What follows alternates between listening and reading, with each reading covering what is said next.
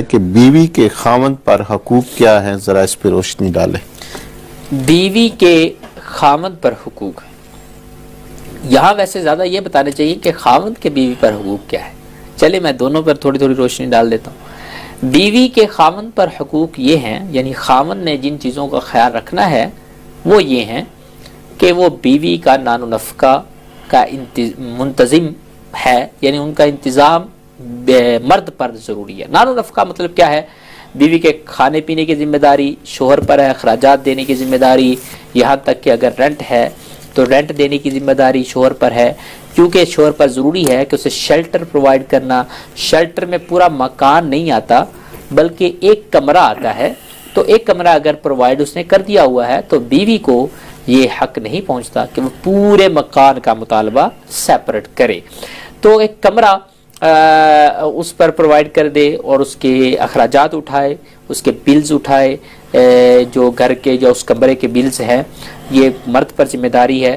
اس کے علاوہ مرد پر یہ ذمہ داری ہے کہ وہ عورت کی جو ضروریات ہیں ان کا وہ خیال رکھے گا اکارڈنگ ٹو جو وومن ہے اس کے سٹینڈرڈ کے اکارڈنگ۔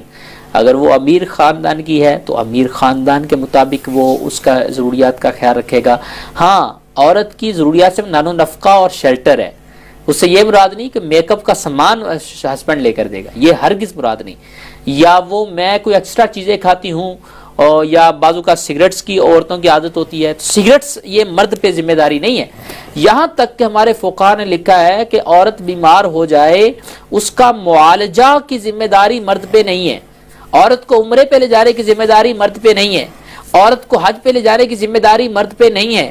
معالجے کی جو میڈیسنز اگر خریدنی پڑتی ہیں اس کے بھی پے بیوی کرے گی، نہ کہ مرد پے کرے گا۔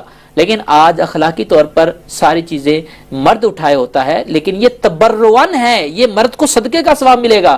اگر مرد عمرہ کرواتا ہے تو مرد کو ثواب ملے گا کیونکہ اس پر لازمی نہیں تھا۔ اگر مرد حج کرواتا ہے اس کو ثواب ملے گا، اس پہ لازمی نہیں تھا۔